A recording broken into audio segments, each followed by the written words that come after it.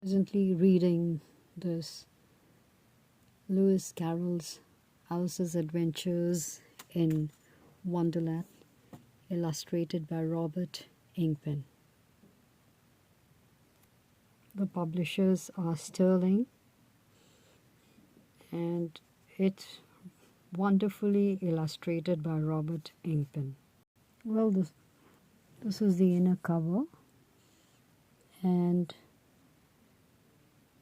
it says, the edition brings together the complete and unabridged text with more than 70 remarkable illustrations by award-winning artist Robert Ingpen. Both new readers and devoted fans will enjoy exploring Lewis Carroll's Wonderland in this sumptuous volume that'll be treasured for a lifetime, and I agree, must go through it.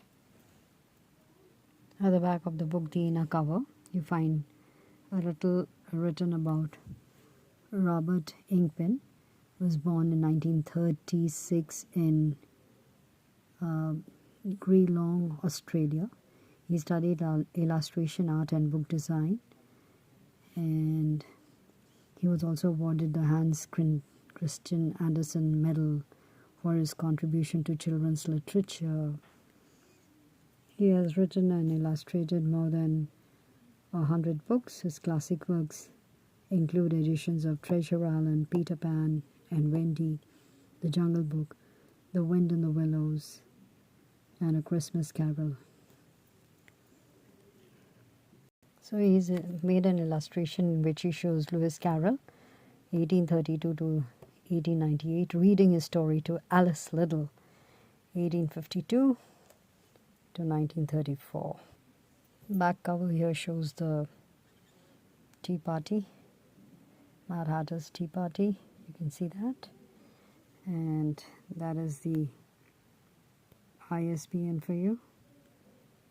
You must get hold of this book to go through the illustrations inside. For me, it has been a rereading, and I'm always drawn to that timeless appeal that it has as a classic. As a kid, we just enjoyed the humor or the bizarre instances.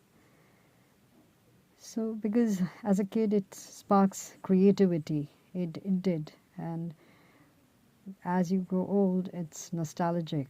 There is fun on surface, ludicrous, but has deeper themes beneath. Authority struggles you can find. I mean, once you reread and you find so many things.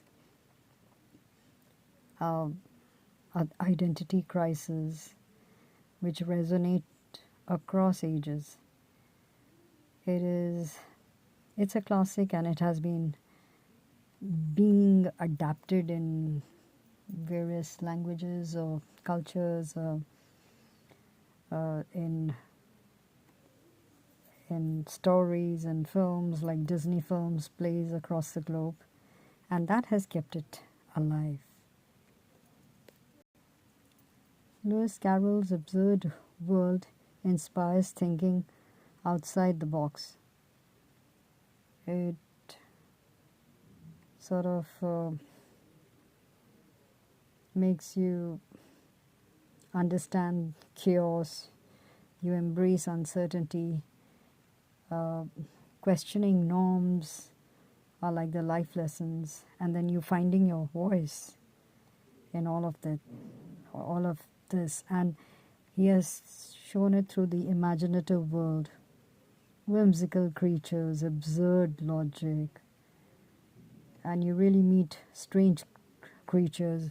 And we do notice constant size change of Alice, the protagonist. It sort of points out to self-discovery, and then you have like Mock Turtle's sad story, nostalgic creatures. He's a nostalgic creature rather, once a real turtle. Missing sea life, the reeling and writhing. Reeling and writhing. Longing for the past. We all have that. Then there is the way he's written a satire on education, societal expectations. You laugh and you read different branches of arithmetic, ambition, distraction, uglification, derision. And if you're talking about going through the rabbit hole, getting lost in complexity, entering a strange, surreal world, a sort of it is a disorienting experience if you get yourself involved in complexity. So many times you find yourself in a confusing situation, hidden complex realities, all of that. Now talking about, even, see, I'm also chaotic while I'm just telling you what it is.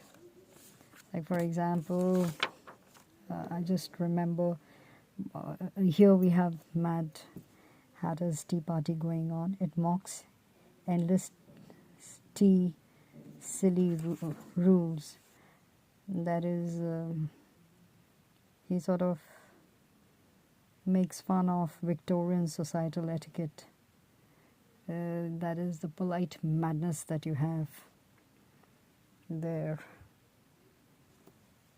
So all throughout you see that Alice is struggling throughout the book, basically navigating life's absurdity. You have the Cheshire Cat, the ambiguity, the mischief wisdom, the disappearing smile, uncertainty, fading guidance that goes on all the time. Then the Queen's croquet game, flamingos are mullets and hedgehogs are balls. And then you have those nonsense rules. The game's illogical nature mirrors Wonderland's unpredictability. So all of that. And let's not forget the caucus race. Absurd event where no one is a loser, everybody wins. Mockery of pointless competition, societal expectations, absurdity of rigid structure, and sort of everyone's different path is valid when you look at it at the end of the day. So the Queen's iconic catchphrase, "Off with your heads," symbolizes authoritarian power, lack of empathy, tyranny of power. It reflects real life situation where power is abused. And then the pack of cards. What of it? That is the societal hierarchies, unquestioned rules. Alice challenges them. The Queen's army authority represents blind obedience. Cards' flatness represent lack of depth and authority. And then you have trials. Trials can be absurd, unfair, biased. Alice challenges the process, advocating for logic. And you feel feeling of powerlessness in unfair system.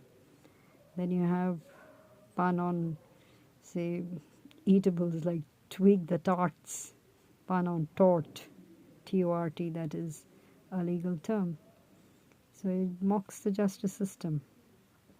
And Alice's growth is she stands up to absurdity. And if you haven't read this book as a child, read it now. No problems. You really find new meaning into it. It's never a dull moment. Like the contents are like, it's about a waistcoat, a rabbit in a waistcoat with his watch. And then you have that pool of tears. Alice almost drowns in her own tears. Then what is the advice from the caterpillar? Then the pig and the pepper. Pepper is like anger, then the Duchess, then you have the lobster, quadrille, then who stole the tarts? And then of course you have Alice's evidence, all of that. You can go through the book and enjoy it and interpret it the way you want to. But even if you don't, if you just read it as a story, just enjoy the absurdity of it all. You'll laugh at certain phrases. It's really ludicrous at places. So a must read if you haven't read this book before. It's not exactly a kid's book. No kidding, I must say. Like, the more I read it, the more you sort of discover so many elements hidden out there. So that's Lewis Carroll's Alice in Wonderland.